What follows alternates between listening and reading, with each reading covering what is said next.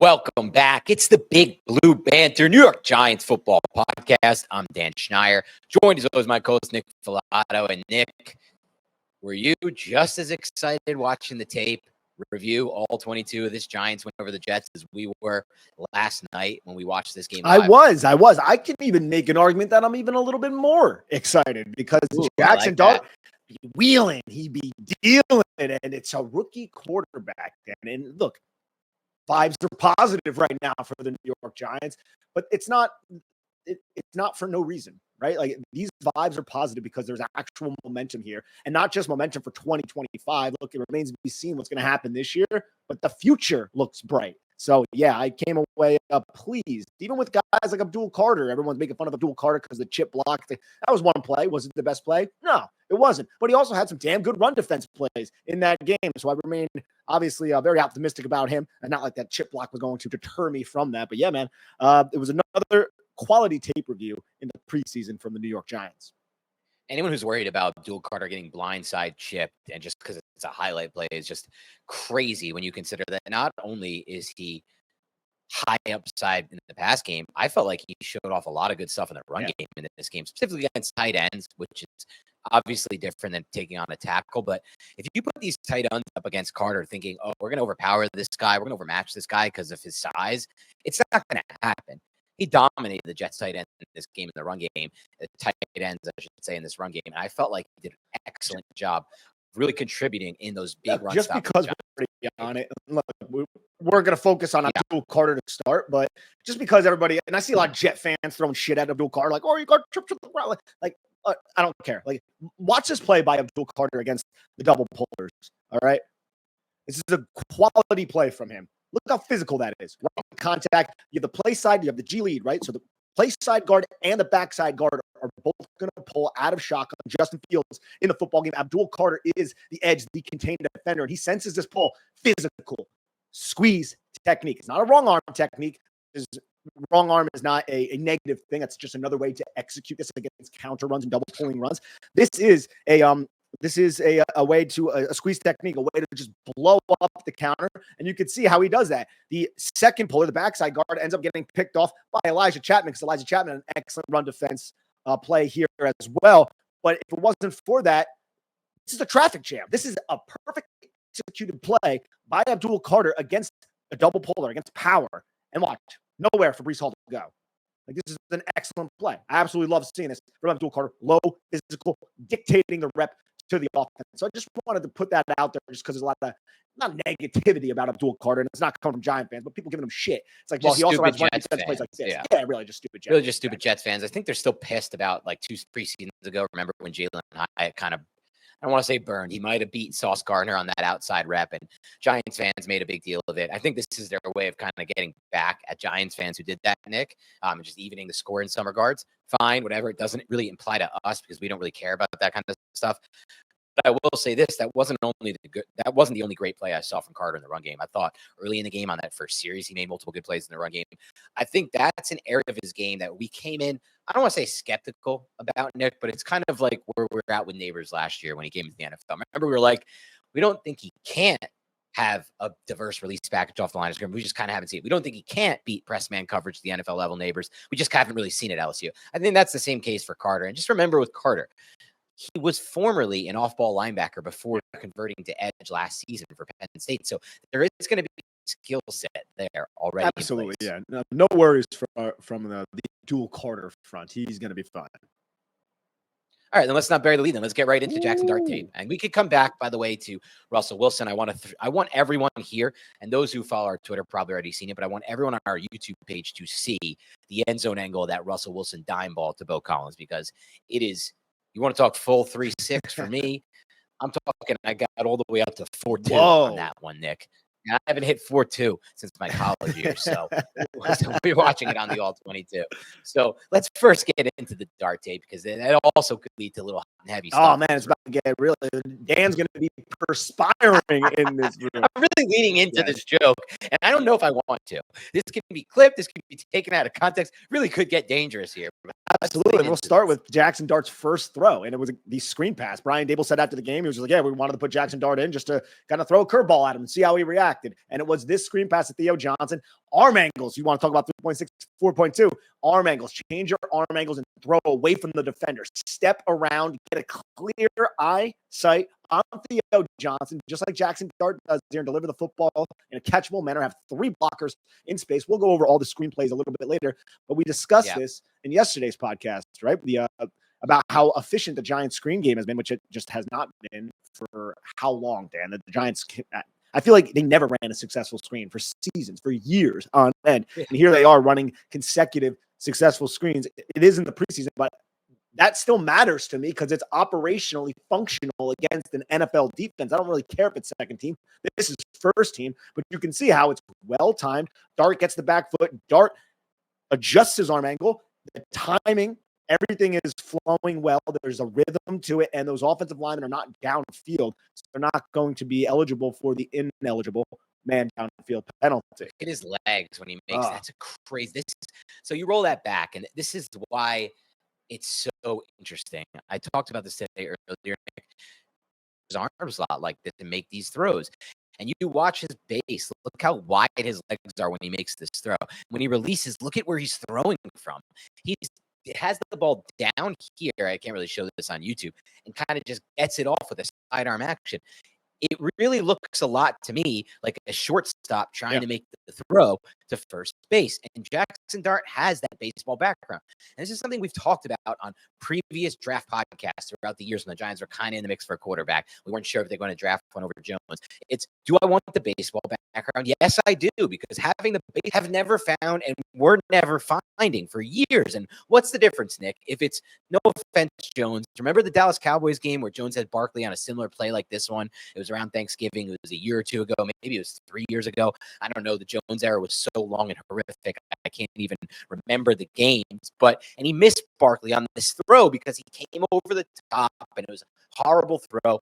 And that was a 0-yard gain, incompletion. We punted 2 plays later. That was the game, if you remember, where that weird guy was playing guard for the Giants that I always said, like, I can't believe this guy is starting. Yes, it was the Wes Martin game.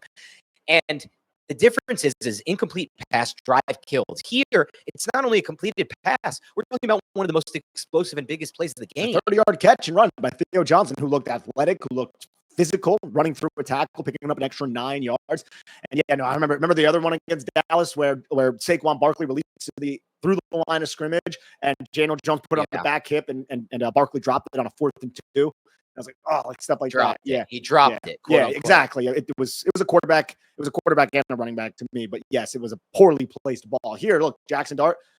Say it's it's preseason. Well, it's like this is translatable skill set right here. Yeah, look at this thing, dude. This arm slot. Glad our viewers get to see. Oh yeah, absolutely, man. It's clear as day, and you can see how he also buys time right there. Right, he buys an extra second with that little step and that shuffle backwards to provide the angle. That's his ball around, dude. That's an innate ability right there. That's an innate understanding on how to deliver the football. It's a short pass, I get it, but this is a well-oiled operation. This Giants screen game. We'll go over that a little bit later. These are just Jackson Dart plays.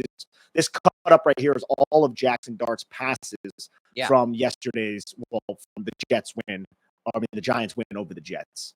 Wasn't yesterday while we're recording this, but not while you listen. Here's another screenplay. This is the 3rd and 4, Dante Miller. Just patience, and the Jets defense bails. I like how the Giants motion Dante away from the play side, from where the screen is going to be, and then they run him back to that side. You can see how that displaced that defender, and now look, that defender is nowhere near Dante Miller. It's just getting Dante Miller an easy catch and run, and there's no Jet anywhere near him. So that motion was very wise. I don't know if that was something that the Giants like if they told Dart, like, hey, motion if you think it's man coverage, or if this is Dart just doing it. But either way, like, Dart is commanding the offense. Right. It's not too big for him. He gets Dante Miller to motion, and that shifts the linebackers, and that sets up the screen on 3rd and 4, which easily goes for a first down. Good block by Schlottman there as well. Yeah, you guys will see it later when we do the cut up of all the screenplays, the Giants, and I cut up all the games. So we'll have the Bills game in there too. I put it all in there. I just want you guys to see what Nick was talking about last night. But there is one play that either one makes a check at the line of scrimmage by hitting his backside, or 2 is just trying to like get his hand dry on his towel. But after that, he throws the screen. And I'm curious if it was a check, because we've seen Jackson Dart make checks already this preseason, which is insane for a rookie, by the way. Yeah, I think, yeah, no, absolutely. And somebody mentioned it too, I think, in the post game. It might have been Dable. I'm not 100% certain exactly. But yeah, here's another play. It's one of my favorite plays of the game from Jackson Dart on 1st and 10 is where he finds Montreal Washington. And the Giants ran a lot of simple concepts, but they were running out of empty. Dart, look, he was delivering out of empty. Again, they weren't running. He's very good at it. There was a lot of post-wheel success, manipulating the Jets, cover 3 defenders. There was hitch seam, slant flats, a lot of vertical type of concepts. It's one of the reasons why Jameis, Dart, DeVito, Russ, they all had a high yards per attempt average. Double digit. Giants, dude, yeah, they were just dialing up deep concepts. And they were like, I felt like Calf called a great game against this simple coverages, but still you want to see creative usage of routes and getting guys open, scheming players open. And that was evident all throughout tape with some of these post wheels, even on Bo Collins. We'll go over this Bo Collins deep post. Darius Slayton was wide open on that play. Yeah, because and people are blaming Andre Sisco. I don't know if that's Andre Sisco's fault, because Andre Sisco was flown over the top of Darius Slayton because the curl flat defender took the running back in the flat. And we'll go over that in a little bit, but I was really impressed with the Giants' game planning and execution. But Dart on this empty formation, look, he has Gunnar Olszewski wide open over the middle of the field there, and he decides to take Montreal Washington still, and that's a well-placed ball on his outside, on the outside number, away from this safety who's going to nail Montreal Washington. Washington's able to protect himself because the ball gets there with velocity, and it gets there in a well-placed manner. That's a good catch. Good play by Montreal Washington. Tough catch by Montreal. Tough catch. Great job by Dart here. I feel like he throws from a nice bounce base, steps into it, lets it rip. There's a good amount of velocity on it. And what Nick means by good ball placement here is that it's thrown away from that defender in the middle of the field. Normally, you want it on the upfield shoulder. Here, you don't. You want it on the back shoulder away from that defender so the receiver doesn't get killed. And I think just one thing to add, Nick, earlier you mentioned empty. Just for newer listeners or newer viewers, empty formation just means no backs in the backfield, and it's something that I've always felt, Nick, strongly gives the quarterback an advantage. I wish the Giants had run a lot more empty during Jones' years, and they did it a lot with Eli. Just feel like it's tough. You got to get rid of the ball. Yeah, it gives you an advantage if you get rid of the football quickly and you have your pre to post snap processing is dialed in, right? Because you don't have too much time to work front side and get backside. It's going to be a 5-man protection, right? It's going to be a better for quick game. Yeah, exactly. Yeah, because it's going to be a 5-man protection, and the defense knows it's going to be a 5-man protection because there's no tight ends, at least on this play, and there's no running back. And Dart, man, like when they were in empty and when they were in 3-by-1 sets, Dart really will just take the free access. How many times did he do that in this game? What I mean by free access is the backside lone wide receiver in a one-on-one matchup. And that's something that is more than likely confirmed before the snap, or at least presumed before the snap based on the defensive leverage, and then confirmed at the snap. And Dart he has the stones to take that, man. He'll be like, okay, I have little Jordan Humphrey on the outside, or I have this guy on the outside. I have a 3 receiver. I don't need to go to the front side here. I'm going to go to the backside. And he did that several times with the free access, but he also did it with Dante Miller leaking towards the lone receiver side, just doing the math in his head, knowing he's going to have a 2v2 on that side with a 4/3 on the other. And just understanding that at the snap is another reason why we are really excited about Jackson Dart. Yeah, well, that's the thing. Like, that's something that I credit Dart for, Nick, but also Dable for, because those free access plays were a big part of what he did at Ole Miss. So at college, why would we take them away from you in our playbook? And I think that's good coaching right there. I also think it's a little bit different. Like, we always said with Jones, he would kind of take the check down, or like he would take the flat and the curl, or the curl and the curl flat, whatever it may be. It's a little different for these free access plays, because if he gets the ball out fast to the right athlete, like you said, Dante Turbo Miller at times, or regular season-wise, Malik Neighbors, Slayton, and Wan'Dale Robinson, that could turn into a big play. It's a bigger play than like a check down after a few seconds staring down your read and then kind of getting it there. It's just quick, get the ball out. And here's a great example of it. Like 3-by-1 set. It's condensed. You can see the 3 receivers with Dolchik on the line of scrimmage, and look at the off leverage. He's off and he's out. So little Jordan Humphrey's just going to run a hitch. Jackson Dart, one step, hits the back foot, throws connection for 4 or 5 yards. Little things like that. this is one of my favorite plays of the game. This empty 3rd and 4. It's my if you're favorite watching on play by YouTube. Dart. Yeah, this is empty formation. He goes to the front side of this play, but you're going to have a quarter's look from the Jets defense. And Jackson Dart influences the deep 4th. So the cornerback at the top of your screen, if you're watching on YouTube, he's going to influence that deep 4th defender to midpoint and then drive on the bending seam from the number 2 receiver, who is Greg Dulcich, which leaves Dante Miller wide open. Nobody is accounting for Dante Miller. And you can watch as Dart catches his football, you see how he just sets like he's going to throw. He kind of, it's not necessarily a pump fake, but it's a little just subtle movement that really entices that deep 4th defender, deep outside 4th defender to close with on Dulcich. And look, nobody goes to Dante Miller. And this is quick processing because, I mean, I'm not in the Giants quarterback room, and maybe there's somebody out there, quarterback, who knows more than I do, but I'm imagining his read is the stick to the seam to Dante Miller because he chose the front side of this play. So he goes to the stick, and you can see 2 defenders drive underneath. And if this was Daniel Jones, everybody knew that Jones was more than likely going to try to throw that stick out. And Jones never really took where Dante Miller is right now. Right. So you're playing underneath coverage in that, if that's the case. So you have the curl flat and the middle hook combine on that number 3 receiver who's running the stick. And then you have the safety and the deep 4th defender combining on Greg Dulcich. Nobody accounts for Dante Miller. And the fact that Dart processed that, and he's calm and he's cool and he's collected, he's like, all right, you guys want to take away my number 3, my number 2, meaning my number 1 and my number 2 read. I'm going to go to my number 3 read, which is the number 1 receiver, meaning the outside receiver. I know that's convoluted, but that's, I hope you guys enjoyed that.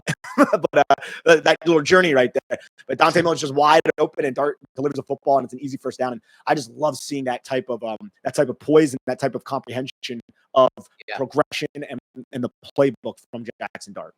And look, we'll never know. And honestly, I don't really think quarterback gurus will ever know either, Nick, what if this was actually the 3rd read in the progression. I feel like only the coaches know those types of things.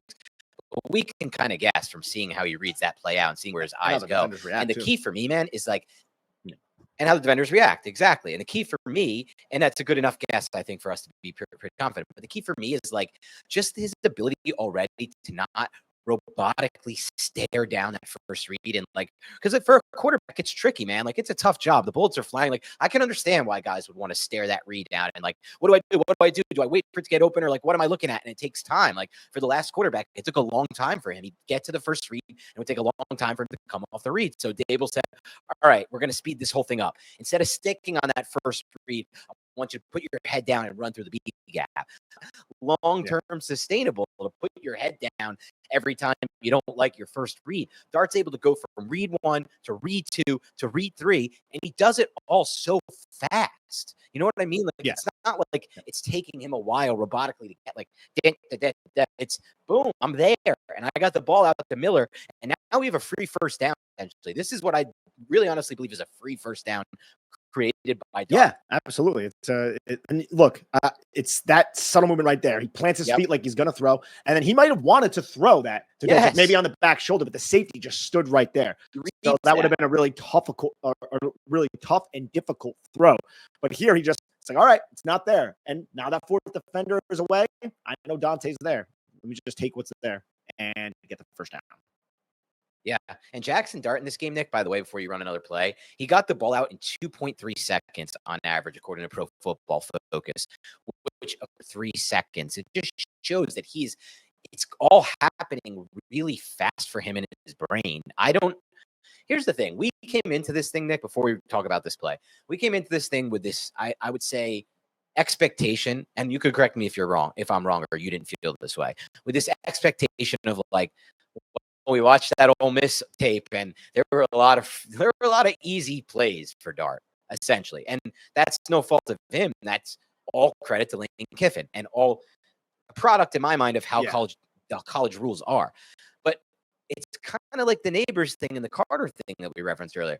It doesn't mean that he can't process out a defense. It doesn't mean that he's super raw as everyone said he would be, because he played a lot of games against the SEC level. He did. We did bring up how there were concepts there, though, too. Like, we talked about how there were 3-level concepts, and he was reading things out well. It's just there were also a lot of easy and simple simple reads because of the nature of the game and Lane Kiffin's offense and the wide open overall nature of college football. But he's adjusting well right now. And there are concepts here that are simple and concepts that Lane Kiffin had in his offense. You saw the RPOs and things like that. And all that stuff's translatable. A lot of teams run it, and he's executing it well, even though there is much better athletes on the opposite side of football, and there's a lot less space to just kind of exploit at the NFL level like there was back in college. Let me frame this in a different way, Nick, before we get to this play, because I don't think I got. No, I think I know what you're trying to say. Yeah, he's developing. He's developing much quicker than maybe a lot of us anticipated, and he's not. It's not taking him a while to adjust to the NFL, to the differences in the NFL. Is that what you're trying to assess? That is also what I'm trying to say, but I'm also trying to make the point of, like, let me break it down like this. When Matt Corral entered the NFL, people were talking about him before his final season Ole Miss. Like, this might be a sneaky first-round pick. He ends up going, third round, whatever it may be. When he got to the NFL in those preseason games, he looked completely lost, dude. I was watching some of his games. He was frozen in the pocket. And there were some people that believe, look, you're coming from an offense like that Lane Kiffin Ole Miss offense. You may be frozen when you actually have to read out an NFL offense. And to me, it says a lot that this kid is not frozen. No, he's not. And again, this is vanilla defenses, so I do want to temper a little bit, but he is executing against these vanilla defenses very well, and he has answers. And dude, we've watched quarterbacks freeze up against vanilla. That happens sometimes. Right? That happens. It's not happening with Jackson. Jackson, this is quality. This is good. This is very good NFL film. And he's a rookie. This is good NFL film for a year 5 vet. This is a rookie doing this in second play. I don't know if I'd say good NFL film for a year 5 vet. I'd say an year 5 NFL that should be expected to go over what we know the players. And if you should be expected, not all can, but they should be. And you're executing on it, that would make it good film. Yeah, right. Because that's what he's doing right now. Yes, and he's a rookie doing this. So I mean, again, let's not put him in Canton yet. But no.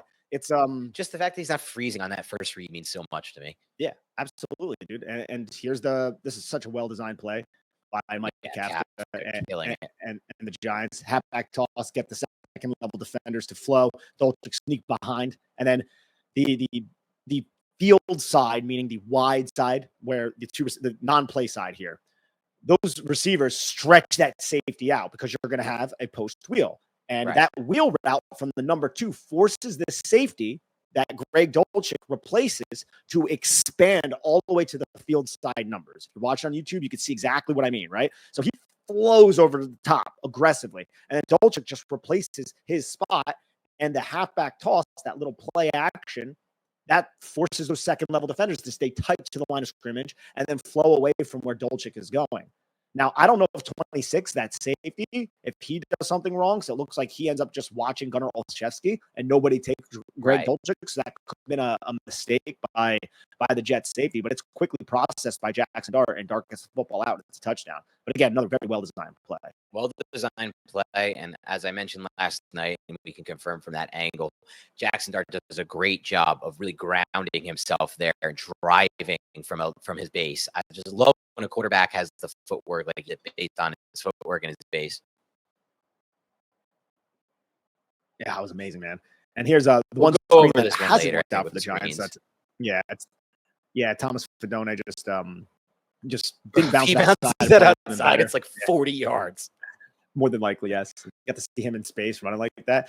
And here's some just quick game action with Jackson Dart. Good route by Gunnar Olszewski.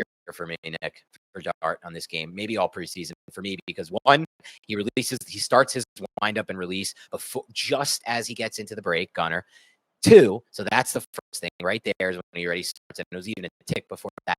2, look at the ball placement on this dude. Like, this is ball placement was killing the Giants' passing game, because passes like this one would go to the inside of a wide receiver and it would slow him down, or sometimes it would be high and inside and he would quote unquote drop the pass because it hit him in the hands, but it was like forcing him to go like this. I can remember a few of those with Galladay and a few of these other receivers.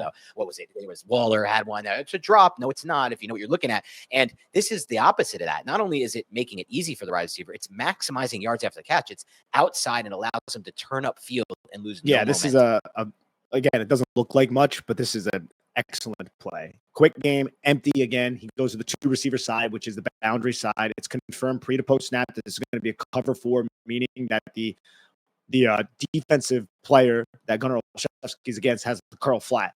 So Gunnar does a great job. Look at Gunnar's release off the line of scrimmage. Little step, not he's tempoing his release, steps to the inside, kind of gets into the toes and gets into the range of this defensive back, or it might even be a linebacker. And if that's the case, this is just, easy money for the New York Giants. Right. But you see how the defender is flat-footed. Gunnar gets close, and then Gunnar just explodes out. Ball upfield, allow Gunnar Olszewski to catch it. Look at that. Pause on that ball placement real quick, Nick. Yeah. I think this is a linebacker.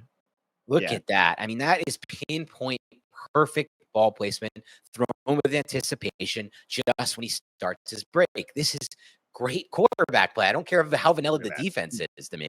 Like, it's not important. He's going to have options like this in the break. This is going to be something you need to routinely hit before the receiver gets out of his break and on that outside shoulder so he can reach out, extend, and get those extra 4 yards. Yes. And then here's some RPOs. But look, man, we're waxing poetic right now, but it's warranted. And it's for a lot of different reasons, too. We're talking about decisions that he's making that are transpiring well for the New York Giants. Right. We're talking about arm talent. We're talking about ball placement. We're talking about all of this decision-making. Anticipation, yes. Velocity on some of these. Even on a play like this is a 3rd and 8. And look, it's vertical concepts, and he doesn't love what he sees because you could see the depth that the New York Jets are dropping to in this cover too. So he just dumps it off to Dante Miller and allows him to pick up the first down. Exceptional play by Miller. When you broke down last night why you liked Miller's game so much more than just like the obvious stuff, which is the speed and burst, it's a play like this one where he's able to somehow turn that into a first down by, like you said, getting vertical and moving his body weight forward and falling for the first down. I love Turbo, man. I'm like, I think I'll make the squad. Here's another. Just read the leverage. They're playing off. All right, I'm gonna take what's there. It's just that simple. And here's a 3x1 nub, meaning the nub is the tight end on the top of the screen. He's gonna be attached to the line of scrimmage. You have 3 receivers to the bottom of your screen. This is just a easy seam hitch seams, cover 3 beater, right? In the middle of the field, close to safety. The curl flat's going to have to expand, but the curl flat's going to be held by the number 2 initially. And Dart reads that curl flat defender, sees 29 gaining depth, knows 81 is just going to be open. It's going to be a small gain, but you know what? You're moving the football down the field. You're getting that completion percentage high. The offense is moving. Yeah. You're setting yourself up for success in the later downs. Now, here's empty again from Jackson Dart, bro. Just right over the middle of the field. This is the Giants picking on the Jets personnel, though, too, because I keep seeing 50 numbers. And Gunnar Olszewski is going to outrun these linebackers every day. Yeah. But that's good coaching. Yeah, it's good coaching and Dart just recognizing the mismatch. I would imagine that teams wouldn't be doing that too frequently in the regular season, but I don't really know what the Jets are doing right now. Yeah. And here's the Juice Wells play action. Wells almost gets it. But that's all the Jackson Dart plays. But man, dude, a lot to be excited about. A lot to be excited about. As I said last night, selfishly, I was hoping he would come back out for another series, but obviously I'm glad he didn't, just in case of injury. And quite frankly, we didn't need to see any more. He put everything we could want on display. Velocity, pinpoint ball placement at times, anticipation, the ability to move, the ability to change arm slots, drive throws, like everything but the deep throws outside the numbers, basically. He had one attempt that obviously didn't go, and then he had the back shoulder. That was kind of, he had the one play where I think he would have gotten there, the back shoulder on the right hash, but I feel like that was the play Evan Neal got beat, and it impacted his ability to complete. Yeah, but he still got it off and gave the wide receiver a chance. It was low, but Evan Neal got toasted on that. And when it comes to Neal, I don't have a cut up of Evan Neal. I'm sure sometime this week. Let's get some thoughts. Yeah, Evan Neal. I might actually have that play specifically. So let's try to bring that up. While you do that, I'm going to jump out for 1 second. So give me off for 1 second. Yeah, do your thing. I'll talk about this play right now, actually. Here, if you're watching on YouTube, you'll see the Evan Neal mistake. Evan Neal, sometimes he just takes these shallow sets. It looks like maybe the defensive lineman's outside arm does influence Neal inside, but Neal there's too many times where his hips get angled in a manner to where he's giving a clear path into the pocket. He did that a lot where he failed to protect his outside shoulder when he was the offensive tackle. I've seen it a little bit in his Jet game and throughout the training camp practices. But here he gets influenced that way. He takes too far of a step with that inside foot, and now he has to backtrack and force Jackson Dart to either step up or shift away from this contact. It's just interior pressure that Dart should not have to deal with, and it's mistakes that Evan Neal made a few times in this game. This was the most egregious. Dart gets nailed, and this is the football that Dan and I were just talking about. But that is a catchable ball to Bo Collins. It's not one that is perfect, but that's also not Jackson Dart's fault. He's hitting that, I think, if Neal doesn't get beat there. A couple of things to note on this. One, I kind of love, dude, this is such a low-key thing, but I do kind of love that Jackson Dart, despite watching Neal get beat like that a lot in these spots, like, oh, the pressure's, and then we hear, oh, it's so bad, the O-line's fault, because he's running right and rolling right and then runs himself out of bounds or cuts off half the field. And it is the O-line's fault, but it's also better to stay in the pocket and try to deliver this throw because, like you said, this was a catchable ball. This was a chance to make a play versus when you roll out right and you kind of just run to the sideline, either cut off half the field, throw it back in for a pick, or just kind of run for nothing. Yeah, absolutely. So those are some of my thoughts on Evan Neal, though. What about run Neal? That shallow, the shallow steps in, just pass protection still is an issue. Run game Neal, I felt like he had some quality reps. I don't think there was. Trying to think of nothing mind-blowing, nothing that it was not one of those where you clip it up. I feel like if you're looking for like the one standout play, unfortunately, it was that as clip-worthy play. It was that one that Nick just went over, a bad one, but I don't think he was bad in the run game. I just think, like you said, it wasn't anything mind-blowing. What about? Sorry, but just no, you're good, man. Greg Van Roten, I think, is just a better. Like right now, he's a better. Watch Van Roten, he's just a better player than Evan Neal, and I think Greg Van Roten. Yeah, and he should start as of right now. And I still think there's a higher upside with Evan Neal. But this is stuff that Dan and I can't weigh too much into because we're not in the offensive line room. But what Greg Van Roten offers from a mental side, I think just will help stabilize the offensive line. Whereas Evan Neal, he might be your weakest link from that side of playing football as well. And it's hard for me to really weigh into that, but just because he's been switching a lot and he does have some of these mistakes, I think that could hinder this overall unit, which makes me feel like you just start Greg Van Roten if that's the case. But you have the option at least, and that makes me happy just because I know there is at least potential and high upside with Evan Neal, but there's still just too many warts there, man. Yeah, I mean, I feel like the play that we just broke down, I don't even know if, and I know you probably agree, I don't even know if that's like a mental issue I'm worried about with Neal. I think it's just a physical issue, and that's the problem. The physical stuff, how do we fix that with a guy like that?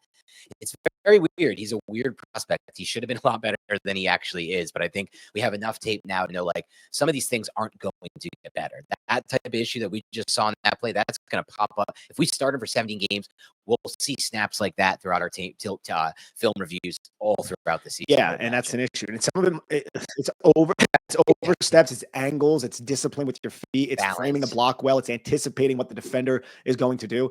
It's a lot of, I think a lot of, there is a lot of that could be interpreted as being mental, though, too. Yeah, that's a good point with the anticipation of the box and the frame. Yeah, and I don't really see that from GVR too much. So, but again, GVR is it doesn't have as much excitement. I have to imagine the Giants would love for Evan Neal to start, but this is a long season, and he might at some point. But week one, if I'm a betting man, I'm definitely saying GVR is going to start. Yeah, I think that's a good take. Any thoughts? I don't know if I didn't have a chance to do a cut up on him, but do you have any thoughts? I mean, maybe you did, and I'm not sure, and I'm not aware of it. I don't think you did, though. We would have discussed it. Any thoughts on Marcus Bo? He's getting a lot of hype. Now he's up to, 60 plus pass blocking snaps this preseason. Only one pressure allowed. Dude, he looks good. I mean, that's my thoughts. I think he had one play where someone like got through his inside shoulder and stopped the run for a 1 yard gain. And it's like he was the play side tackle when that happened. You're going to lose some reps in the NFL, dude. This guy in pass protection, his feet are so damn smooth. He keeps his weight down, his hips low, and he locks people up. And I don't know how big his hands are off the top of my head, but when he gets his arms inside, those elbows tight, and his feet are freaking active, and they're moving around, he locks you up. There was a rep on Twitter where again, this was like I think a second squad type of dude, but he got his hands inside, and the guy tried to get into the pocket, and not only did he not allow him, and he disallowed him from really penetrating the pocket, he just locked him out. And he ended up towards like where the center was initially on the play, but his feet just stayed right in front of the dude the entire time. So he's like, yeah, you can move, but you're not going to affect this play at all. You're not going to affect Jackson. You're not going to affect Jameis Winston on this play. So yeah, man, I've been impressed with him. I want to see him against some top tier talent though, but for the responsibilities that the Giants have asked Marcus Bowe to execute upon, he has executed well. There is reason to be excited about this 5th round pick. It's not just smoke and mirrors. Yeah, I thought he looked excellent. I think he gets into his pass sets so smoothly, so quickly. I think he frames his blocks well. I also think he has a mean streak at times, right? And you can see it on some of these clips, and that's like, oh, an added bonus. And it's funny, Nick, because if I'm not mistaken, and I'll go back and look it up after this, or maybe one of the listeners can tell us, this was a My Guy in both of our final My Guy podcasts 2 days before the draft. We both thought this guy was much better than where he was projected to go drafted. And that was when he was projected to go drafted in the 3rd round, dude. Like, we were happy to get him on day 2 at any point. And we were even like, I think we were even like, probably not with our round 2 pick because it's too high, but definitely good with our round 3 pick. Giants ended up getting him round 5, I guess, because he's concerned with an injury that we don't know about, that Shane said he has no concerns about. We haven't seen pop up yet at all, so I have no concerns about. And then the size thing. And it's funny because Art Stapleton posted a video, I don't know if you saw this before the game, of Marcus Bowe walking through MetLife Stadium. And I remember you saying this to me after going to camp. He does look small. Like, he doesn't look like your typical offensive lineman, your Evan Neal. I'm starting to think, I don't care, dude. Like, I'm focused on one thing. Do your feet move? Can you frame your blocks? Are you athletic? Do you have lateral agility and lateral athleticism? Because those are the guy.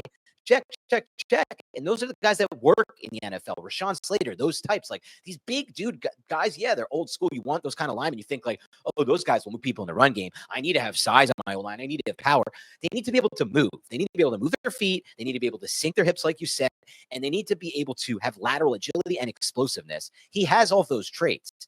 I'd rather that. And this is just confirmation bias for me, Nick. But as we go through our next 1, 2, 3 draft preview processes, when we go and do a podcast a day for the 2 months or whatever we do it, I'm looking for these types of offensive linemen for the Giants. These are the ones that I have my eyes focused on. When I run into another Evan Neal, I'm going to have some pause. Evan Neal type, I should say. Yeah, absolutely. And there was a reason why Evan Neal did not practice or did not train at the combine, right? There's a reason. You always bring that up, and you're right. I know, man. I mean, we didn't. I wish I read into it at the time, but I didn't. And I had my reservations about Neal, but I wanted Evan Neal, and I understand why I wanted Evan Neal. It's just he never developed from the issues that he displayed at Alabama, even though they were not nearly as glaring as he was going against college level athletes. Right. All of his issues heavily exploited in the NFL. Which is a great reminder for us, not to go too much draft stuff tonight, but a great reminder for us, just because they're playing against the SEC, don't be like, well, they play the SEC. This is going to translate 1-to-1. It's such a jump from NFL to college talent. It's why people have so much trouble projecting quarterbacks in all positions. With that said, question for the audience, because I'm not sure you don't know this. I don't know this, and I don't know if you know this. And I mean it real. Don't give me just some BS take. I love you, all our listeners, but if you just like are throwing shit at a wall, if you actually know this and track this stuff, have either of the 2 other tackles the Giants passed on been very good? Cross and well, it was only one because Icky got drafted before. Icky got drafted one spot before Neal. You're right, but they could have taken him over Thibodeau. So if they really loved him, so it was Icky. And from what I've heard, Cross has been okay at times, but injured a lot. Yeah, and Icky, I thought struggled. I heard struggled a lot his rookie year. I don't know how he's been since. So anyone who has thoughts on that, let us know. I'm just curious. Put it in the comments, baby. Yes. Yeah. All right. So I think we should talk about Russell Wilson, the starting quarterback of the New York Giants, and maybe we'll bring this beautiful. Is this only the end zone angle that we have here? End zone angle only. Do you have both angles? I do, and I'm going to bring it. I want to bring that up because rock them both. Because I want to show exactly how the Giants, what that play was, and how there was multiple people open, and why Andre Cisco is in the area there. So remember, just for context, the New York Giants started way back in their own territory. They had a short run, and then Tyrone Tracy Jr. had a nice 12-yard gain or something on 2nd and 8 to set up this play. 12 personnel, double Y set, meaning the 2 tight ends are on the same side, which is the opposite side of the 2 wide receivers who are on the boundary sides. Single back and moon ball. It's going to be 7-man protection with the running back running to the flat. And Russell Wilson is just going to deliver this dime. It's going to look better on Dan's version, But I really want to go over the anatomy of this play. Yeah, I really have. Yeah, I seem to have a better, Oh, much better, yeah, and I'm more grateful, but grainy. yeah, it's very blurry. I've tried everything, so it's not a it's the product that I use. It has nothing to do with how I export it or cut it up or anything like that. But watch this play action. So you're gonna have the deep post from Bo Collins. Darius Slayton is in the slot. He was motioned into the slot to make this a 2x2 with the double Y. Darius Slayton is going to run an out and up.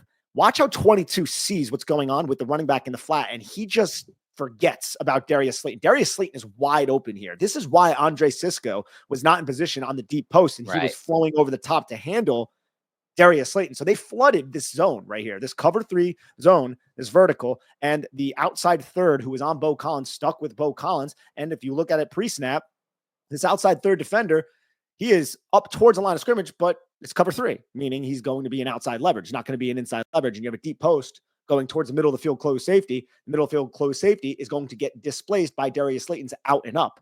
And the curl flat defender is handling his flat responsibility. So it's somewhat of a miscommunication by the Jets, but it's also just a well-designed play by the New York Giants in a post-wheel type of manner, even though it's an out and up, but it's kind of like a wheel, post-wheel against cover 3, flooding the zone, and then setting up the safety to not be in position to handle the deep post, to give Bo Collins this one-on-one. And then the throw is just insane, right? Crazy. And you could also say maybe 21, the deep third defender on the other side of the field, should have overlapped here. He gained significant depth, and he's late to do that.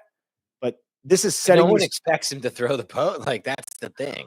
Well, this is just good scheming, putting the Jets secondary into a difficult spot to where they need to be precise with their communication and their execution of their assignments. And the protection here is great. It's a great play design. It's great execute. This is everything working. This is when the offense clicks, ladies and gentlemen. And I absolutely love it because we have not seen much of this. How often do you see quarterbacks get back to the post here? And not often, in my opinion, in the NFL. You look across the league, very few quarterbacks will give this play enough time to get there, in my mind.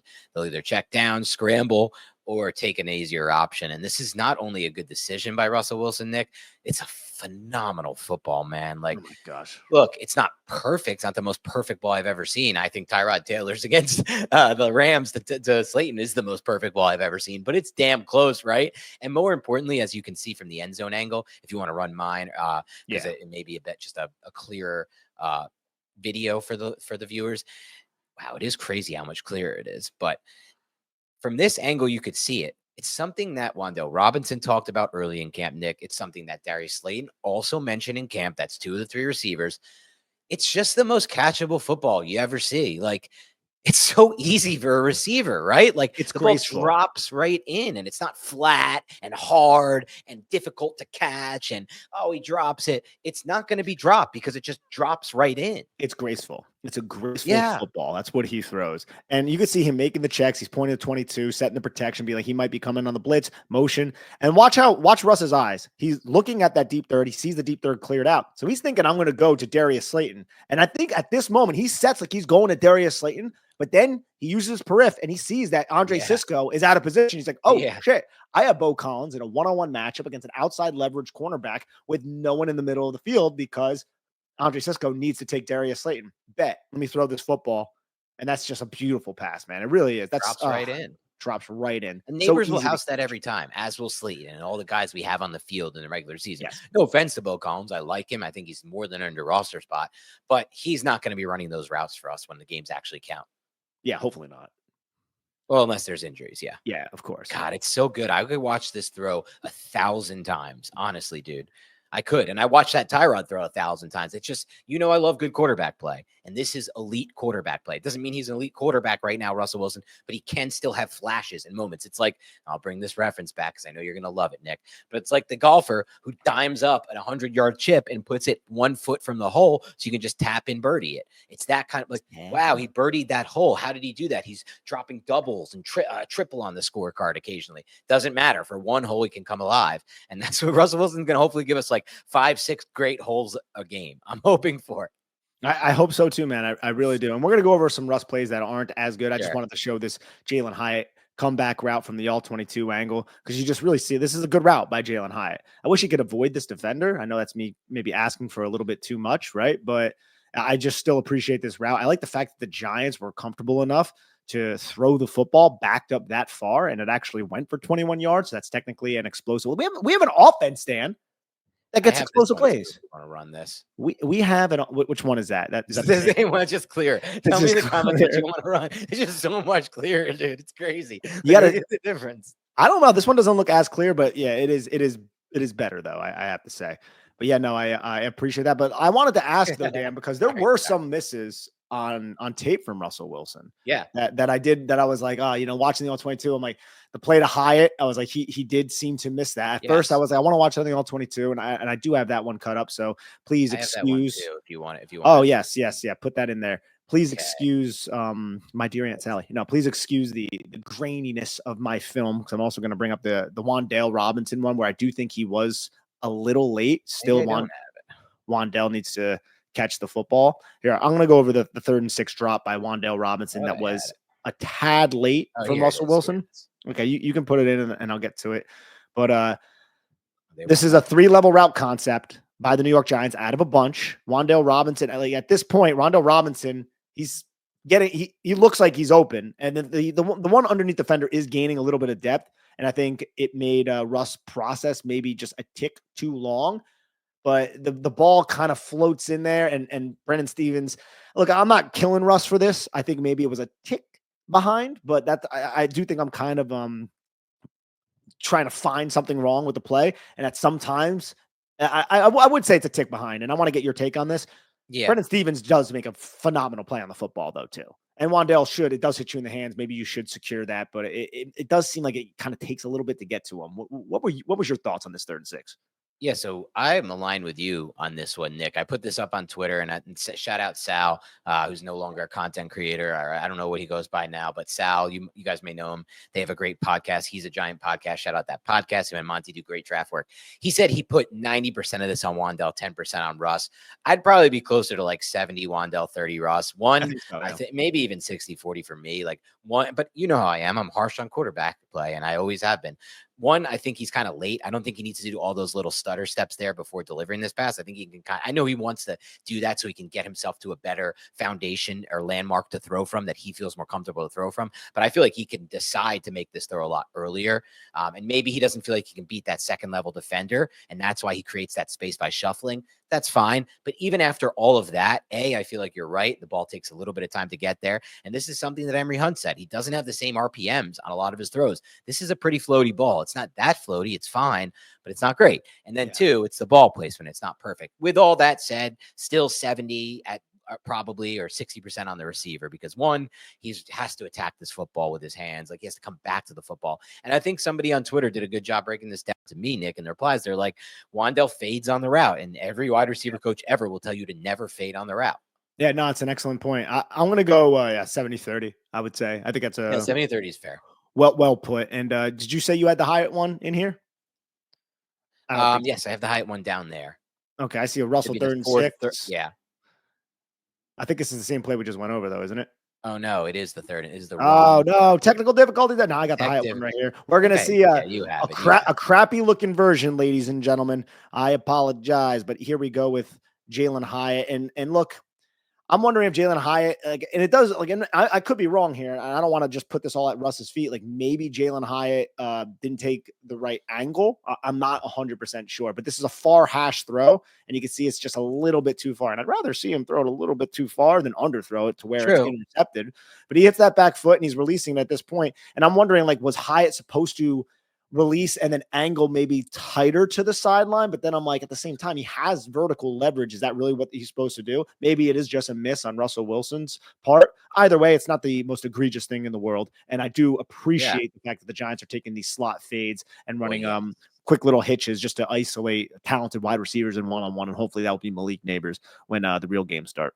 Yeah, that was the part that excited me about this stat. And I talked about this later because they also, on the interception of Bo Collins, where it was a clear miscommunication, both of those plays, this play and that play, the slot for it to Hyatt, were both 2nd and 5 situations. They're 2nd and 3. One of them was 2nd and 5. I love that the Giants are not just trying to go for the sticks anymore on those 2nd and shorts. All my life, I feel like they've been trying to, not the Eli years, but in recent years, they've been just trying to go for the sticks and try to grind out first downs. Russ is taking it. Now, on further review for me watching this play again, 1, I didn't like the ball placement from Russ, obviously, but I also watching it on the TV angle broadcast, I thought Hyatt created a lot more separation than he did. When I watched this one back on tape, I was a little bit disappointed in Hyatt here as well.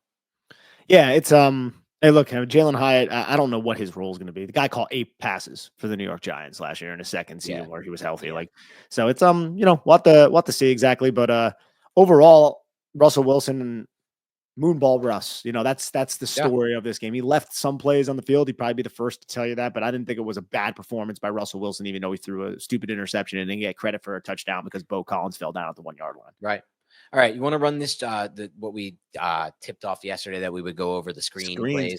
So yes. Here I have all the screenplays from the preseason, so we can go over these and show what Nick meant yesterday when he said they're just way more in sync running screens. Way more in sync. It's not just Jackson Dart, right? It's the entire operation. It's the offensive line holding the blocks at the point of attack just long enough, and then shedding the blocks, throwing those guys to the ground violently, and then getting out into space, but not too far out into space to take a stupid penalty, hovering around that line of scrimmage, hugging that line of scrimmage, gaining width to create the wall that the running back or the tight end can then run into. And by run into, I mean run through, hopefully, to pick up 30 yards or 40 yards or whatever the hell the Giants are going to do when the real games start. But you could see against the Bills here, watch how disciplined that offensive line was. Like I don't have access to really rewind like I do when it's my plays. Oh, no. I can click back though. Like on this, watch how disciplined this is.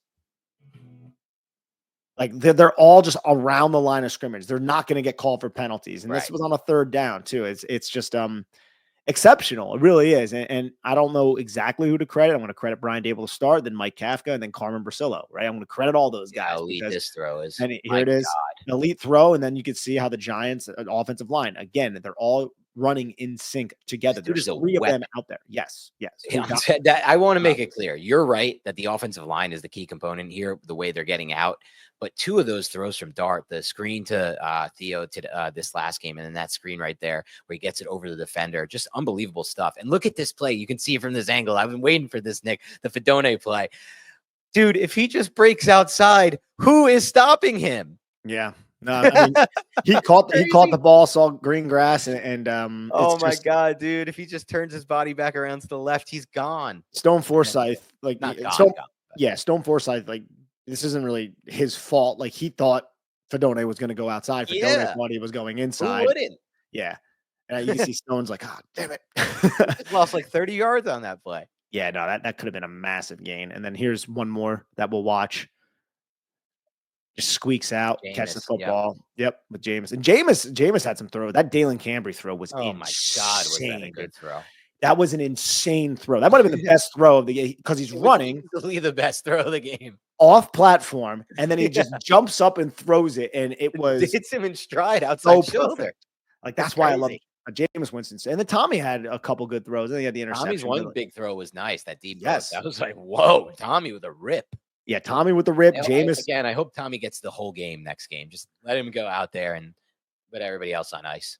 For me, I wonder if Jameis is gonna get some run as well with like the first team. Maybe he'll get to prepare. Maybe he'll get to prepare for like the game and get some of that. But again, I'm not 100% sure. Still a big question, I think, Nick, who will be the number 2 quarterback for week 1? It's still a big question for us. I think it's going to be Jameis, but I'm not sure. I'm not sure. I was off season thinking it was going to be Jameis. Now I think it's going to be Dart, honestly.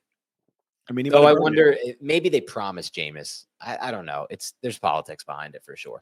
Yeah, and I'm sure the Giants want to give Dart some snaps during this season. They don't want to completely ignore him at that point. He might get random snaps like the one he got in this game, dude. Like it would be so fun if we get a random Jackson Dart snap and he lights it up on that snap. Yes. No, I would absolutely love that. I'm trying to see if I cut up because there's those 2 Tyrone Tracy before we get to the defense. There's those 2 Tyrone Tracy Jr. runs. Yeah. Did you cut those up? I cut them up. They're in the queue. Let's do it. All right. So, I don't know if this is quality stuff right there. Now my tape's not good. No. This one's fine. Oh God, this is such a good run by Tyrone Tracy Jr. This is one of my because he has to avoid the penetration from that defender, right? No. So he has to take a wide step. That's going to widen the rest of the defense. But that's right when he gets the football, he secures the football. He has to avoid that. And then you could see Greg Dulcich falls, and Greg Dulcich is just not a blocker. No. Like, he's pretty actually bad at it. He did not look great on film and blocking. And again, I like Greg Dulcich, but if I had my druthers, Daniel Bellinger would be on this roster. He was out with an injury in this game. That's why we didn't see him. Right.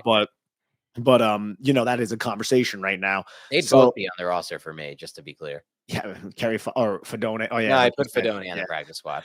But I really want to applaud Theo Johnson on this run, because Tyrone Tracy Jr. and Theo Johnson are sharing a brain here, because Tyrone Tracy Jr. is going to bounce that wide. Right. You can see two jet players are going to flow over top. You lost one of your tight ends to this side, but Tyrone Tracy Jr. is going to jump back to the inside, which all three of the jet defenders in the vicinity are going to then collapse inward, and then he jumps back outside. It's a truly special run. It's a truly special run. And then watch how Theo Johnson understands that's what's going to happen. Like, that is a bait right there. He just set bait for the defender. Say, ooh, look at me. Bite me. I'm a lure in the water. Right there, and then just boom, right back to the outside. And Theo Johnson buries his block, angles his body well enough to cut off any angle for the defender. This is such a great play by Tyrone Tracy Jr. and Theo Johnson. And they're both two young players from last year's draft who I remain very high on. And this duo run, this is the 2nd and 8 that the aforementioned 2nd and 8 that Dan and I discussed earlier. This is duo. Again, duo is power without the puller. You're trying to vertically displace. You're forming double teams up front. You're going to have backside tackle by himself blocking, and it's always ran towards the tight ends. This is 2 tight ends because it's 12 personnel. And you can see how he's just going to get 44 he puts it in the mind of 44 that he's going to hit the A gap, but his intention is going to the B gap. So you can see how 44 doesn't really know exactly where he's going to go. He gets lost behind that double team and then explodes through to get a one-on-one matchup with a safety where he rushes for 12 yards on a 2nd and 8. So nice. His ability to pace his runs. Oh, dude. His ability to restart his momentum. That's the only reason this is possible, because first of all, you made a great point on that first 12-yard run. Like, it's really smooth and elusive of him to beat that upfield penetration. Usually that kills a play, but then after that, to press that inside to get, because like, if where you pause that dude, he's dead to rights. Moving it back a little bit if we can, it doesn't matter. He's dead to rights at that point. Like, they have contain on the outside. Most running backs are just shot here. They'll usually try to kick it out, honestly, and win the edge, and they'll end up getting like 0-1 or 2 yards. But by pressing that inside and committing those defenders, it just gives him 12 yards. It's so elite, dude. It really is. It really is an exceptional play. And Theo Johnson, underrated player on this roster. Like, there's not very high expectations, I feel like, from the national media on what Tracy can be. Even some Giants fans are like, whatever, it's Scadaboo's world now. I don't know about that, dude. I think it's Tracy's world, and there will be guys who contribute alongside him, but he is the best back that we have on the roster right now. Yeah, and this is only his 3rd year playing running back. Yeah. I mean, I think preseason would even be more fun if Cam Scadaboo was around. Imagine if we had some Cam Scadaboo tape. It's so annoying. It really is so annoying, Dan. But it's something that, whenever he is healthy, we'll be pleased when he's. And why it sucks, Nick, is because I don't want to be so declarative in saying it's Tracy's role, we're living in it, he's our best back. Because I did say, look, from the tape we got to see of Scadaboo at Arizona State, he was unbelievable. So, like, if it does translate 1-to-1 to the NFL level, no, he may actually be the best back on the roster. Like, at least how it looked at like, his tape was insanely good at Arizona State. He was the only player behind Ashton Genty in forced missed tackles. He was the yard. He had over 100. Yeah. Over 100.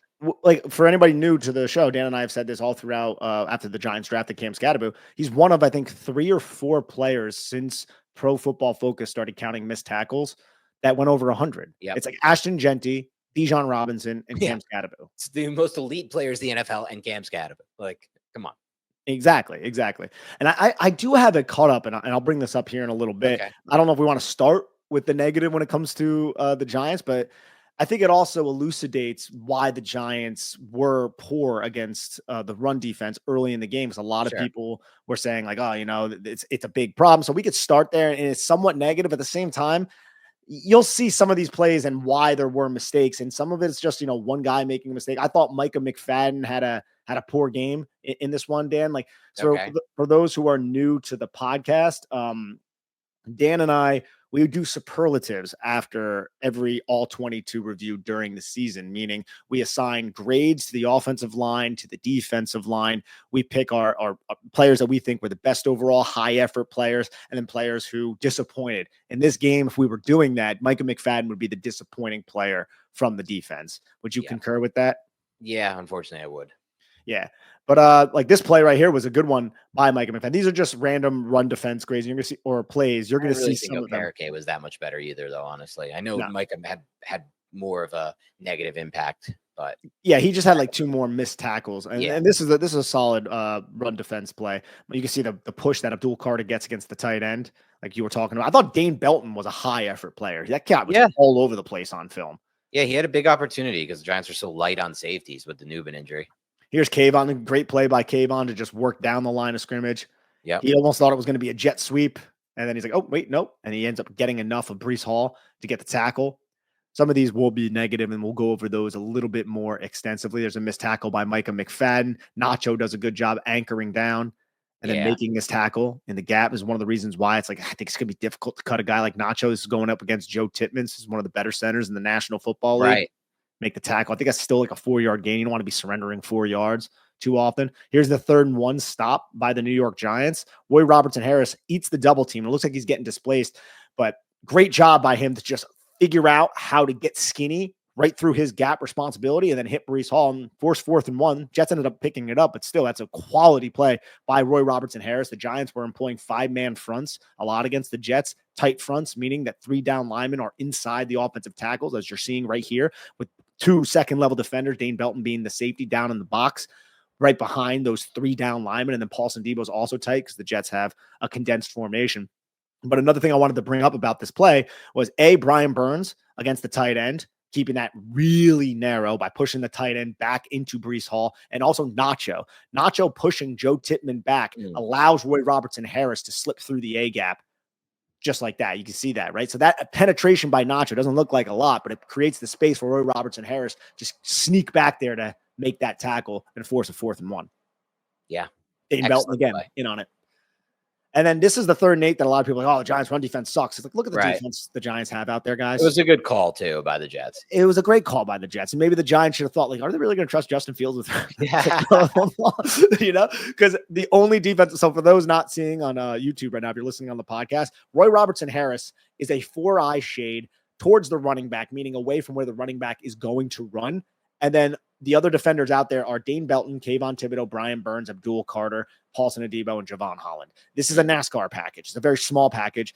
There's no one in the middle of the field with Micah McFadden directly over the center on the line of scrimmage. So it's a very light defense. The Jets were wise, and they ran the football right at Micah McFadden and Abdul Carter, and it ends up going for like 10 or 12 or whatever it was.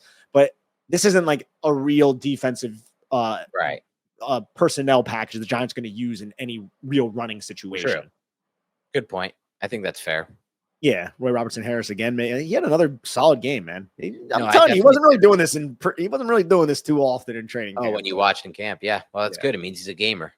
Yeah, exactly. We need that at D tackle. Anything we can get there. Yeah, absolutely.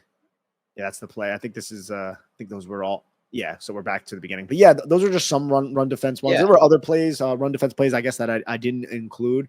That there were better ones actually. I had the Burns. Let me bring that up right now. But yeah, no, overall, what was your thoughts on the defense? I think that I went into this preseason, Nick, worried about the offense and what it would look like. I'm coming out of this preseason, and I'm including training camp, more excited than I thought I'd be about the offense, but way more worried than I thought it'd be about the defense, just because I don't love our second level guys at all. And we haven't like done anything to try to improve there. I mean, you have Darius Musa, who's a draft pick, but a really late one. And I don't really think his trajectory is to be some breakout player this year. So we're kind of just relying on not only Okereke and McFadden to stay healthy, but Okereke and McFadden to play well. And it's been a rough preseason for McFadden, despite a big jump I thought he took on tape last year. As far as Okereke goes, it's been a rough 14, 15 months for him. He didn't fit well at all in Bowen's system last year. And I'm not sold that we're going to get a great season out of him either. So I'm worried about the second level. I'm not as worried about the first level. I think that's a big concern for a lot of Giants fans. And I think Dexter Lawrence, when he's actually playing football, changes that whole thing a lot. So it's like, I just feel like the way we're going to get hit in the run game, Nick, is when teams get up to the second level. And I don't think that's going to happen that often. I think because even think about some of the plays we blew up in the run game in this game when the Jets had their first team offense. It was a lot of just the D-line winning, right? Burns, Thibodeau, Carter at times, winning. And same thing will be with Dex. But when they do get to that second level, that's when the problems start for me. Yeah, it's an issue, and hopefully the safeties will be there to quickly fit and fill. And I have a lot of faith in Nubin, and Holland has showed well early on in its preseason as a run defender. Here's one of the reasons why Brian Burns is the leader of this team, and it's plays like this that really display that, right? This 12 personnel, single back, under center, Justin Fields, and you're going to have Brian Burns just beat the tight end. Tight end has to cut off this angle. And Brian Burns is good luck at tight end, makes the tackle as the backside pursuit defender, but also watch 94, Elijah Chapman, and then 51, Abdul Carter. Abdul Carter's to the front side of the play. Elijah Chapman is next to Brian Burns. It's a 3 technique. Elijah Chapman does such a good job preventing John Simpson, the guard, the backside guard, from gaining his chest. I thought Elijah Chapman had a lot of quality run defense plays in this game. And it's something that, like, on yesterday's show, I was like, yeah, some of those runs, Elijah Chapman was out there, but he had at least 3 that stuck out to me. And here's one of them. Watch how he contacts with his outside shoulder, and then he just reduces any surface area of his chest. So John Simpson cannot gain any hold. He can't get his hands inside. He can't control Elijah Chapman. And Elijah Chapman has that built-in leverage advantage that he just out-leverages. He out-leverages John Simpson and then just flows over to the play side. And he's right there to help make this tackle. Burns makes initial contact, and then Abdul Carter does a great job setting the edge and then working underneath, or over the top, I should say, rather, of Roy Robertson Harris, who falls down because I think he contacts Abdul Carter's foot. This is another quality play by Abdul Carter to just eliminate the rushing lane, even though it was already blown up by Brian Burns. Yeah, and that's where when we win in the run game, I think it's up front with those guys. Yeah, exactly. This is a good run defense play overall by the Giants front four. This is where Burns is at his best too, right, Nick? Backside pursuit. Yeah, he's just, look, man, KT, I felt like had a good game here. Like, I might have a play or two, and maybe I'll bring that up here in a little bit. But in the run game, like Brian Burns, so whenever you have these halfback stretch zone plays, like, and even zone reads, the idea is we're going to gain blockers by not blocking one of your guys up front by running away from him. But when you're Brian Burns and you run like a freaking 4-4 something, and you have elite anticipation when it comes to timing up the snap, and you're just you take great angles and you hustle your ass off, you're going to blow up a lot of plays. Like, there can't be any consternation. There can't be any happy feet behind the line of scrimmage from the running back. The running back has to be decisive, because Burns is going to be on your ass if you're not. Good point. Yeah. You know, and like, these are the little things about Brian Burns that you and I were trying to like scream from the mountaintops when the Giants traded for him. It's like, yeah, this guy's like a 60 pressure type of guy. He's a double-digit sack. He has double-digit sack upside to him,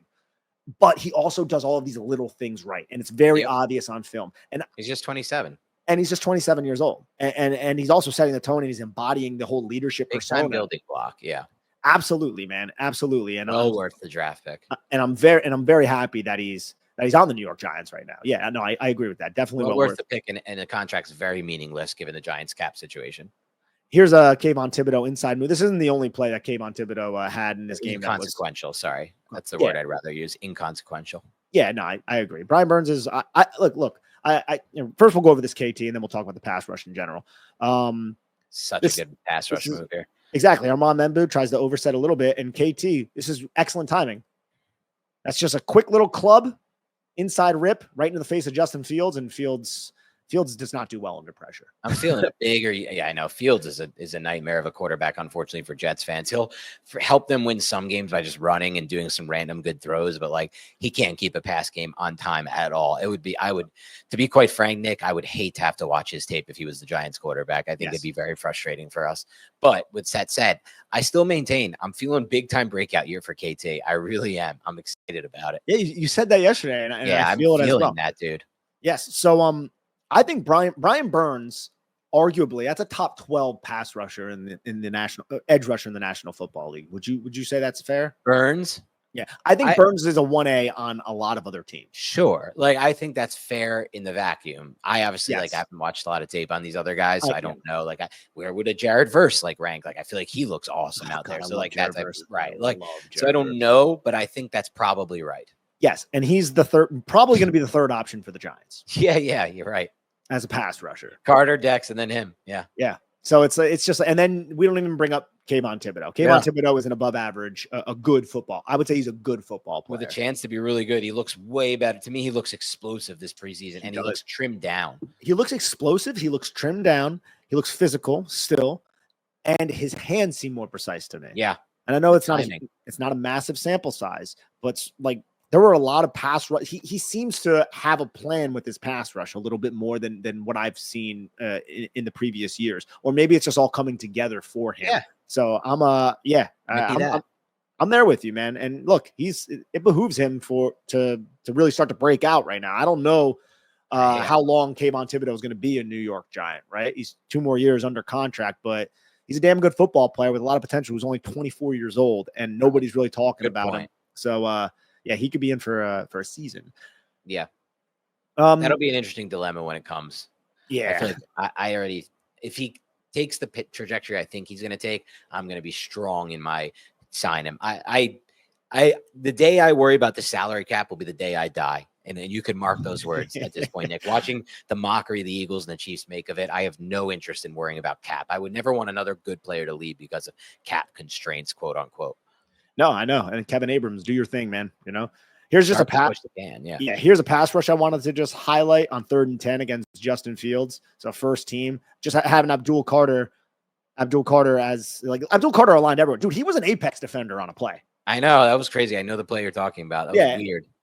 So an apex trying things out with him. Yeah, and I love it. An apex defender is basically like a nickel. Think of it like that. It's somebody who's splitting the slot receiver and the tackle, and he's aligning out well outside the tackle box, right? Yep. So some people call it an overhang defender. So he was doing that. He was aligning second level. We hoped Isaiah Simmons would be for us. Yeah, exactly. And plays like this, right? He's taking a step, and then he's going to spy Justin Fields. So you have basically 2 spies working underneath with Bobby Okereke and Abdul Carter. And it's just like little plays like this that pop my mind because I'm like, let's see this against Jaden Daniels in week 1. Sure.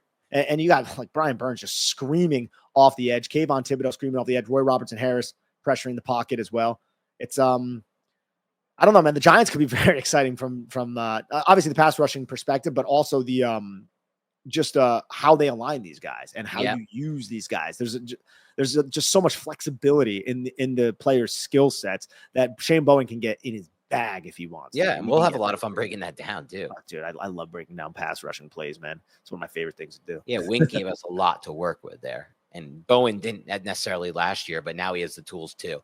It's funny because we don't have to focus on this or harbor on it, but this would be such a fun personnel grouping for Wink Martindale if he was still our defensive coordinator to have these kind of tools at his disposal. Yeah, I know. Him and Brian Dable will be fighting over the pizzas and then probably beating the crap out of each other. About that, yeah. Two personalities just can't get along. I feel like if you're a coach working under Brian Dable, you kind of have to like bow down to him in some sense. Like you have to like defer to him. Yeah, I mean, everyone's willing to do. Yeah, I mean, I don't know. It seemed like Dable did not, or Wink did not respect Dable's acumen defensively. That's at least what the rumor was. Here's another great play by Kayvon, to be honest, from Wink's standpoint. Yeah, but you got to know your place sometimes. But the team was such a shit show. It was a mess. It was a mess. Yeah, Kayvon Thibodeau. Look at this. Look at this. This is exactly what I'm talking about, though. That is a clean swim over the top. And I'm wondering if this tackle is attempting to just make contact and then climb up to Micah. Either way, it's poor effort by this tackle because, again, it's a backside pursuit defender. But watch the front side of the play. Abdul Carter being the front side edge, they all create the wall. Nacho, Roy Robertson Harris, and Abdul Carter create the wall, and that forces Braylon Allen to try to hit on the cutback, and KT is right there to just hit it on the line of scrimmage. That's such a good breakdown, Nick, by you. Thanks, buddy. But yeah, dude, I'm so excited. Defense. I'm so excited for the season, man. Me too. I want real football. I'm ready to put everything on ice now. I feel like I saw what I needed to see this preseason, Nick, and I felt like we got extended. Like I weirdly thought they wouldn't give Russ and the first team as many snaps as they gave them this game. So I was like, okay, cool. That's a lot to work with for us from an evaluation standpoint. And we got a lot of Jackson Dart snaps too. So I'm like good to go at this point. Like I would just, like I told you, I just throw in DeVito for the last one and let it rock. See what happens there. Don't get anyone hurt. Yeah, no, I don't want to get anyone hurt. I saw there was also some quality blocks from John Runyon in this game Yeah. that I was like, nice. I like to see that. He drove somebody into the deck. You brought up Membo before and how he has that mean streak. We saw that on a couple of plays. Adrian Martinez of the Jets was dealing pretty well. I felt like we texted about this. It's the weirdest thing I've ever seen. Adrian Martinez was such a bad quarterback at the Big Ten level. I've never seen a quarterback make the jump that this kid has made. I don't even understand how it's possible. He didn't like rep it out or anything. Like, I don't know where he got this good. Who knows? So weird. He dude, at the Big Ten level, he would miss every throw by like 5-6 feet. It was crazy. Now his ball placement looks good. It's like I must have changed his mechanics. He had to have. Nikita Whitlock came back now with Elijah Chapman playing. I think two or three fullback snaps. One of them went for like 5 or 6. The first one didn't go for much. One of them went for a little bit. Yeah, no, I mean, that could be something the Giants want to do. I mean, he's quick and he's low and he's powerful. And he's like 305 pounds. It's he could be like a Patrick Ricard for the New York Giants. Imagine him catching. Yeah. And then you flip it to him. You flip it to him one time when they're not expected, and you give him a reception like Ricard gets. Or more importantly for me, it's Mike Kafka, who I have a lot of respect for as a play caller. He marries the run game to the pass game, and bang, hits the play action off that. It's run every time Chapman's on the field. The defense is thinking run, bang, hit him with a big play action.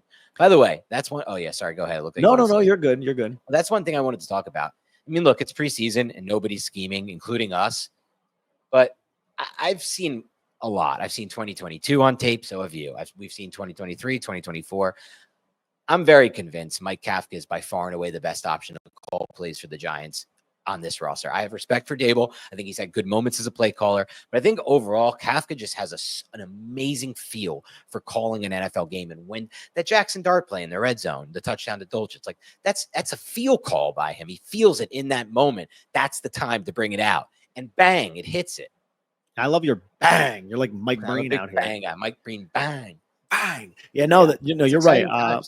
Exactly. And I remember that the offense slowed down a little bit during the 2022 season, and Kafka was the scapegoat because the Giants gave like 35 carries to Saquon Barkley against the Texans, and that was like their only way to win. But it's like the scapegoat as teams like the Commanders of Jack Del Rio are literally rotating coverage and leaving the field side wide open because the quarterback sucks so bad. And yet now it's on Kafka. I'm just happy though, Dan, that Mike Kafka didn't leave the Giants because he could have. I mean, he had his play calling revoked from him. That's an embarrassing thing. That is embarrassing. And he stayed with the New York Giants. He stayed with Daniel Jones and Shea Tierney. And now he has his play calling back with a young quarterback that he's helping to bring along and he's helping to develop. So I'm happy that I don't want to say it all worked out because we don't know what's going to happen this year. But as of right now, it has all worked out, meaning he got his play calling duties back. And it seems like he's establishing a groove in preseason. Let's hope he carries it into the regular season now. Yep. So I'm trying to think of other points. I have a bunch of notes here, other points I want to bring up. I thought Trace Ford played very well for the second team, just getting pressure. And now Trace Ford's not going to make the squad, but I'm talking about practice squad guys. I thought Elijah Garcia had some plays where I was like, is 90 better than 91? Like, I don't want to like put that out there, and I'm being, I'm kind of joking a little bit, but Elijah Garcia had a few plays where I was like, oh wow, he really collapsed the B gap really well. He freaking stacked shed and then just swam over the top and made a tackle for a PFF stop. And we should probably talk a little bit about Darius Alexander. He had a few plays again where it's like he's where he's supposed to be, but he does seem a little slow, and he does seem like he gets glued to blocks a little bit too much. And I don't want to say like I'm not worried about it yet, but you kind of want to see a guy flash a little bit. I think it's fair to say that. What are your thoughts on that? I'm not worried yet. I think part of the issue here is just a slow off season for him. He got off to a slow start with the injury. I think something that Bobby Skinner brought up is interesting. Like, why is he lined up so far off the line of scrimmage on some of these plays? It's weird. I don't know why that was the case. Maybe it's technique thing that there's a reason for it. But ultimately, like, I'm willing to give him a little bit of time because I always said, like, throughout our process, Nick, I was like, if you just watch his tape and evaluate him on the tape, he's a first round pick.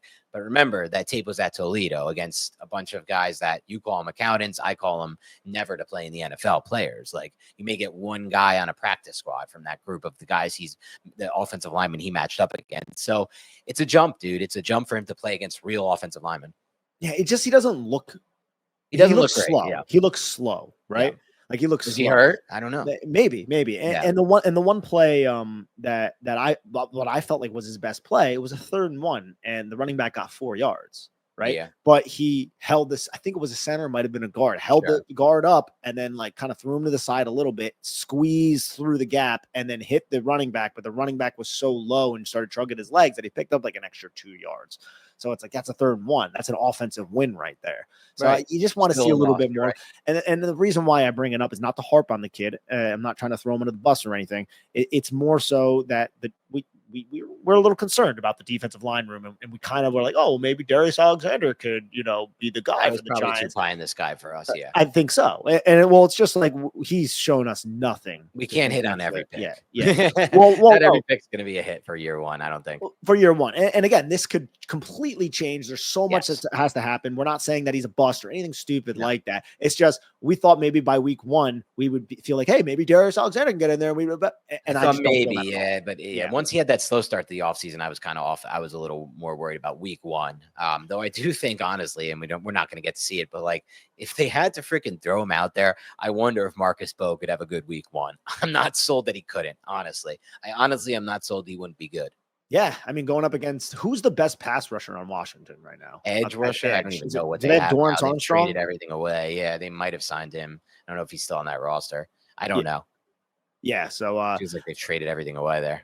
Yeah, so other players, Makari Page had that interception, and that's something that I wanted to acknowledge. He did surrender, I think, the catch to Brandon Smith, but he also had another play. I think he might have been the guy who got beat on the Skinner touchdown too.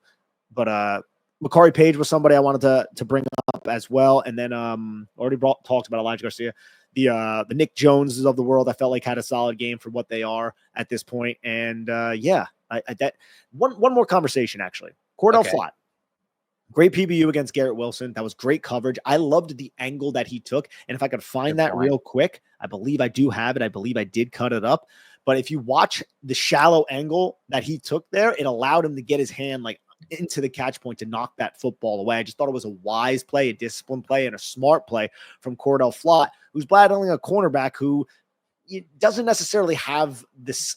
We don't applaud Deonte Banks for those traits. We applaud Deonte Banks for the physical gifts that he has, but not necessarily footwork, angles, and things of that nature. So I just kind of wanted to throw that at you and see what you thought. Look, with Flott, I really want to see more reps. I feel like that's how I feel about it. I want to see more reps of him on the outside. I want bigger sample size to know Bottom how of I the feel. screen, by the way, guys. Sorry. Yeah. To know how I feel. It is great position by him. It's a great angle he takes. This is a good example of what I like the most about Flott, though, too. It's that click and close drive. Yeah, no, this is a fantastic rep because he gains this initial depth, and I'm sure like when he gained the initial depth, Garrett Wilson's probably like, bro, I'm gonna freaking have this, right? It's simple slant flat, and the slant goes right behind Micah McFadden and Cordell Flott. Look at these feet right here, right? Cordell Flott, patient. All right, Garrett Wilson's into the slant. Now watch the back foot, and then watch the angle that it takes. It's not gaining any depth. It is closing to the near hip. Meaning he's going to get to the near hip and then he's going to get his hand into the catch point. That's exactly what he does there. That's a great angle by Cordell Flott. So I just wanted to applaud him for that, man, because that's a smart play and it's a technically sound play by Flott. And it's quick and it's athletic and it's explosive. And he's battling for the cornerback 2 spot. And the guy he's battling against isn't on the football field. So, I mean, ideally, I think I still want Deonte Banks to start. I think there's more upside there. I think he's a better player than Cordell Flott, but I still need to acknowledge this because Deonte Banks can do a Deonte Banks type of thing, get benched, then Cordell Flott will be out there. And it just seems like Flott has progressed since his rookie season. He's still not a player that I'm comfortable with, but I do like seeing plays like this. Well, I'll say this, Nick. I do expect a lot of teams to have to run quick game against us based on our pass rush. So I do almost feel like Flott fits that better than Banks. I'm more comfortable with Banks on long developing patterns, staying in the hip pocket, and I'm more comfortable with Flott on these click and close type plays. So I just want to keep that in mind as far as the quarterback battle goes. But ultimately, that'll be determined by the Giants coaching staff, and I'm sure it won't be a set thing. I think there will be mixing and matching throughout the season based on matchups and other things. And that would be wise of them. Yes. Yeah. Without a doubt. All right. You got anything else you want to throw in there? No, We hit a man. lot today. Dude, it's always fun talking ball with you, man. It is. And even better, we're soon going to get regular season ball. And can you imagine if we somehow beat the Commanders? Wow. Just wow, Nick. The excitement level will be at all-time highs, at least for us. I mean, no, not all-time high. Beating the Vikings in that playoff game was very cool.